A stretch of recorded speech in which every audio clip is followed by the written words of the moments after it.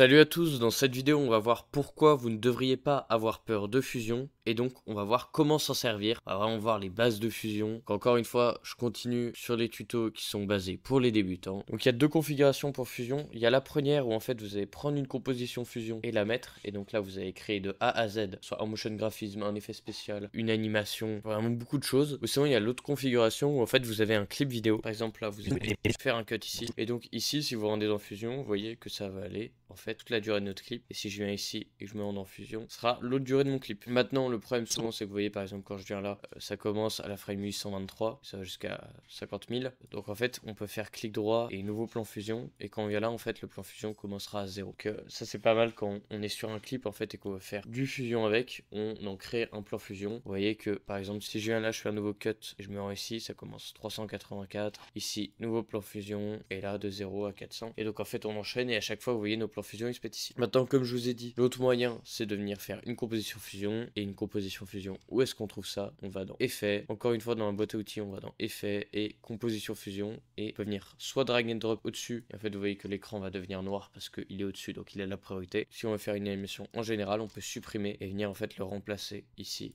Peut-être on peut laisser l'audio bien évidemment, mais venir en fait placer ça là.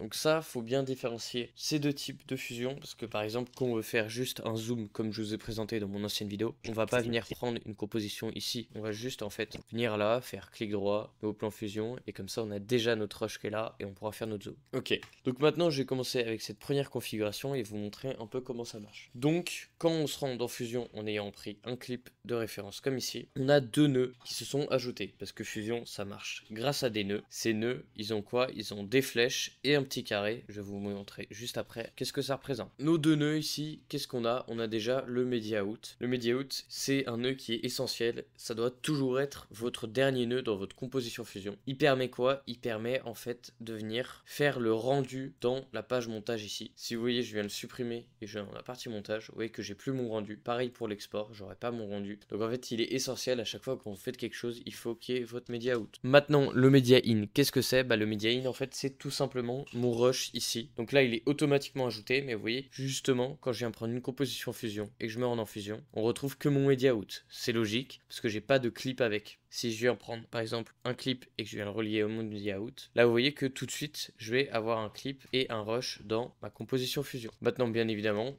on peut venir le supprimer et ajouter un autre rush. Pour l'exemple j'ai pris un autre rush, je le connecte comme ça, et là vous voyez que du coup j'ai un autre rush. Quand je me rends ici, j'ai mon autre rush. Maintenant comment ça marche le système de flèches et de petits carrés? Bah je vais vous montrer ça en fait avec une composition fusion car ça sera plus simple. Déjà il faut bien venir différencier deux choses. Il faut différencier les effets et les blocs. Comment bien comprendre ça? Bah en fait je vais vous l'expliquer. Dans la partie montage, vous voyez que dans la partie montage en fait il y a certaines choses que vous allez pouvoir mettre par dessus et il y a des choses que vous allez mettre dessus. Si je prends l'effet binoculaire par exemple ici, il faut que je vienne le mettre sur le plan. Vous voyez ici, je peux pas le mettre au-dessus, il se passe rien si je le mets au-dessus. Donc ça c'est un effet. D'ailleurs ici c'est... Maintenant il y a aussi ce que j'appelle des couches ou des blocs. C'est en fait les choses qu'on va mettre par-dessus. Par exemple, ça c'est un bloc de couleur opaque. Vous voyez que je peux pas le mettre comme mes effets dessus, il faut que je le mette par-dessus. Donc ça va faire une nouvelle couche. Ça c'est vrai pour les blocs de couleur comme ça, mais c'est aussi vrai pour les textes, et c'est aussi vrai, vous voyez, pour les autres plans. Par exemple là quand je superpose deux plans, si je les zoome, vous voyez que là mes deux plans sont superposés. Donc il faut bien différencier cette logique de bloc et d'effet. Mais qu'est-ce que ça donne en fait dans Fusion? Bah dans Fusion par exemple si j'ai envie d'appliquer un effet de flou, bah en fait je dois venir prendre le nœud flou. Comment on fait pour chercher des nœuds? On fait CTRL et espace, il y a ça qui apparaît, et maintenant quand je tape flou, vous voyez que je peux trouver des flous. Là je fais ajouter, et comment j'ajoute un effet? En fait un effet ça se connecte toujours à sa flèche jaune. Donc là je vais venir déconnecter mon media in et mon media out, et je vais venir placer entre mon media in et mon media out l'effet de flou. Comme ça quand je viens mettre ici, connecter ça à mon flou,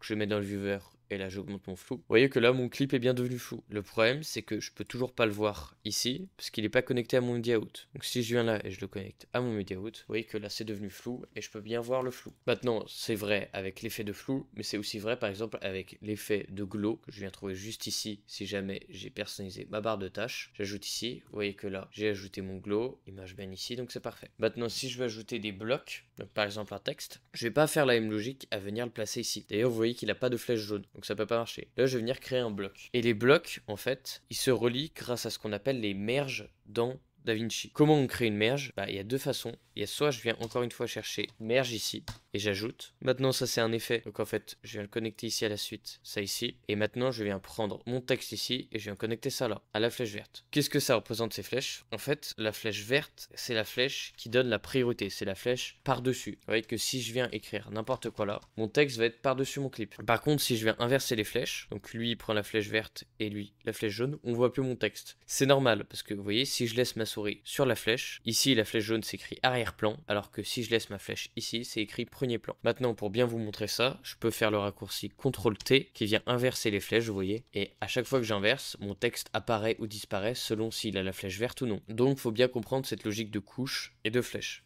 Maintenant je vous ai montré la première méthode pour faire une merge, on va chercher merge, mais la méthode la plus rapide en fait c'est de venir prendre le petit carré ici et de venir connecter dans l'autre petit carré ici. Et là vous voyez que ça crée automatiquement une merge. D'ailleurs le premier carré que j'ai pris sera celui qui a automatiquement la flèche verte. Vous voyez que si je viens là, c'est lui qui a la flèche verte, alors que si je viens prendre le petit carré là, ici, c'est lui qui aura la flèche verte. Maintenant ça c'est la première priorité dans Fusion, donc la priorité flèche verte à la priorité sur flèche jaune. Mais il y a aussi la priorité en fait de gauche à droite. C'est-à-dire que plus on va à droite, plus les nœuds ils vont affecter tout ce qui est derrière. Par exemple si je viens prendre je sais pas, un background. Donc un background c'est une couche de couleur, je vous rappelle, une couche de couleur ça se connecte en bloc, parce que c'est pas un effet. Je viens baisser ça là, c'est pas le mettre ici, et qu'à la fin de tout, je viens chercher un flou, que là mon flou il est ajouté à la fin de tout, donc il a la priorité sur tout ça, et que je viens augmenter le flou, vous voyez qu'il va tout flouter. Par contre, si je viens le mettre seulement entre mon texte et mon background, donc je viens chercher mon flou et j'augmente, vous voyez qu'il a tout flouté sauf mon background. Pourquoi? Parce que mon background il se trouve après, et donc en fait il est pas affecté sur ça, vu qu'il a la priorité sur tout ce qui est derrière. C'est très important de comprendre ça. Maintenant une autre chose importante à comprendre, c'est si jamais j'ai envie par exemple que mon flou il impacte seulement mon background ou mon texte, comment je fais? Bah en fait vous voyez que là ils sont isolés par rapport à ce qui est en dessous. Si je viens chercher mon flou à la suite de mon texte et que j'augmente, il va affecter que le texte. C'est logique parce que là il affecte que ce qui est derrière, et ce qui est derrière c'est uniquement le texte. Donc voilà, maintenant comment on fait pour commencer une composition quand on part de zéro, qu'on n'a pas de clip vidéo comme là? Il faut venir créer sa timeline. Moi j'appelle ça comme ça, parce que quand on fait un montage dans Partie Fusion ici, vous voyez qu'on doit d'abord créer notre timeline pour pouvoir disposer les rushs. Bah là c'est pareil, sauf qu'une timeline dans Fusion ça se dispose pas pareil. En fait il faut venir créer un terrain vierge où on va pouvoir disposer nos éléments. Donc on a besoin de deux nœuds pour faire ça. Le premier c'est un background, donc un bloc de couleur. Ensuite il faut le mettre dans le viewer. Comment on met dans le viewer, ça je vous ai pas expliqué. Soit on vient le prendre et on le drag and drop là-dedans, soit on vient taper 1 ou 2 pour venir activer ou désactiver les viewers ici. Vous voyez, quand je tape 2, ça l'active. Quand je retape dessus, ça le désactive. Sinon, je peux juste en fait venir cliquer sur les petits points ici et ça va le mettre dans le viewer. Maintenant, quand on a notre background, on vient mettre l'alpha à 0. Comme ça, c'est transparent. Et ensuite, pour bien terminer notre timeline, il faut venir chercher un media out. Donc, je vous rappelle, CTRL espace MO. Ajouter, et là vous le mettez dans le viewer. Maintenant une fois qu'on a notre timeline, c'est parfait, on va pouvoir venir disposer les éléments par dessus. Par exemple si j'ai envie de venir créer des ellipses, bah en fait je viens prendre un background, donc toujours un bloc de couleur. Je vous le présenterai après comment on fait des ellipses, mais vous prenez une ellipse, vous connectez ça là, ça à la suite. Et maintenant par exemple si j'ai envie d'avoir plein d'ellipses partout, je peux venir copier ça, en faire plusieurs. Là quand je connecterai ça à la suite, en fait vous voyez que je vais avoir plusieurs ellipses de partout grâce à mes différents blocs que j'ai créés. Et petit rappel de ce qu'il y a juste avant, si j'ai envie de flouter ces deux ellipses, bah je vais mettre un flou ici, j'augmente, vous voyez ça va flouter que celle-là, et je ferai pareil pour l'autre. Donc c'est comme ça qu'on commence un montage de zéro. Maintenant on n'a pas vu toutes les flèches, en fait vous voyez qu'il y a une dernière flèche qui se trouve juste là, c'est la flèche du masking, vous voyez, effet de masque. À quoi elle sert cette flèche? En fait elle va servir à couper, masquer certaines parties de nos nœuds, de nos effets, tout ce qui a une flèche en fait. Qu'est-ce que ça veut dire ça? Ça veut dire que par exemple quand je viens reprendre un background, donc un bloc de couleur, et que je le mets dans le viewer, si j'ai envie de lui donner une forme de rond par exemple, bah, il faut que je coupe toute cette partie là pour faire un rond. Et ça c'est permis grâce à quoi? C'est permis grâce à la flèche bleue. Maintenant comment ça marche? Bah, il me faut une forme sphérique. Donc pour avoir cette forme sphérique, je vais devoir venir chercher un nœud de masque justement, permet de masquer. Et ce nœud de masque qui est sphérique, c'est l'ellipse qui se trouve juste là. Venez le prendre, venez le connecter derrière, et quand vous mettez ça dans la flèche bleue, vous voyez que là toute la partie autour a été coupée. Pourquoi? Parce que là elle va prendre uniquement la forme de mon ellipse. Regardez, sans le nœud masque, mon ellipse elle ressemble à ça, et donc quand je viens l'introduire dans le background, en fait mon background va être coupé selon la forme de cette ellipse là. Maintenant si je viens changer la forme de cette ellipse là, vous voyez que encore une fois mon background sera coupé selon la disposition que j'ai mis à l'ellipse. Une méthode plus simple pour bien comprendre, c'est par exemple si je viens prendre ici une image par exemple d'un homme, donc là en l'occurrence MrBeast, et que je viens prendre un background et que je connecte ça dans le background, que je mets ça dans le viewer, vous voyez que mon background va être coupé selon la forme que je lui ai donnée, encore une fois, là en l'occurrence la forme de MrBeast. Ça d'ailleurs c'est très utilisé quand vous avez envie de changer la couleur de quelque chose, vous voyez voyez, je peux venir le mettre en rouge et donc là j'aurai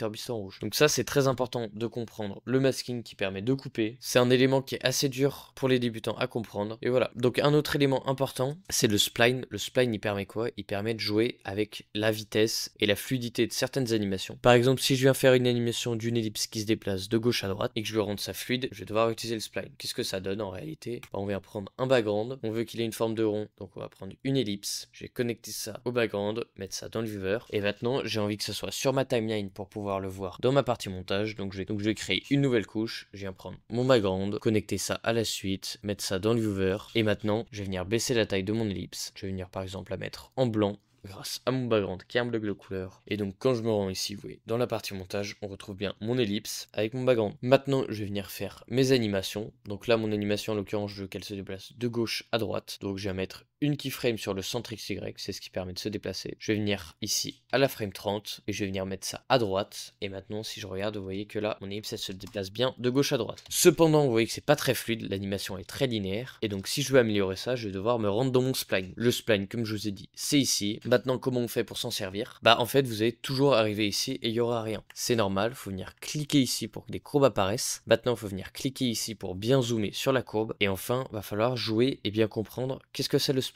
Alors le spline, ça comporte deux axes. Dans l'axe des abscisses, on retrouve le temps. Vous voyez que de 0 à 30, on retrouve bien mes keyframes, ici en forme de cadenas. Et ensuite, ici, on retrouve l'intensité en ordonnée. Donc l'intensité 0 à 1, je suis parti de là à là. Maintenant, c'est bien beau de comprendre tout ça, mais en réalité, à quoi ça sert? Bah, comme je vous ai dit, ça permet de fluidifier. Comment on fait ça? Bah, en fait, on fait déjà CTRL A pour sélectionner nos keyframes, parce que là, on n'a pas envie que notre courbe soit linéaire. Une courbe linéaire, ça veut dire que l'animation est pas smooth. Donc, on aimerait qu'elle soit en forme S. Donc, comme je vous ai dit, on prend les deux frames là, et ensuite on fait Shift S, et là, ma courbe, vous voyez, elle va avoir une forme en AS, et c'est déjà beaucoup plus fluide. Regardez, là c'est après, et là c'était avant. Vous voyez que c'est beaucoup moins fluide. Et tout ça en seulement 2 clics. Maintenant, c'est pas tout. On peut aussi venir jouer avec la vitesse en appuyant sur T et en augmentant le ease in ici et le ease out par exemple. Là, vous voyez que ça va aller beaucoup plus vite. Et en fait, ça permet aussi de faire des variations de vitesse. Maintenant, c'est toujours pas assez fluide à mon goût. Donc, l'autre chose que vous pouvez faire dans Fusion, c'est ajouter du flou de mouvement. Le flou de mouvement, il se trouve toujours au même endroit. Quand vous allez dans un nœud, vous allez ensuite ici dans les paramètres et vous voyez là, flou de mouvement. Pour le prouver, si je prends un background, un texte, et par exemple un fast noise, si je me rends ici, vous voyez, flou de mouvement. Si je me rends ici, flou de mouvement. Si je me rends ici, flou de mouvement. Maintenant, ça permet quoi? Ça permet, vous voyez, que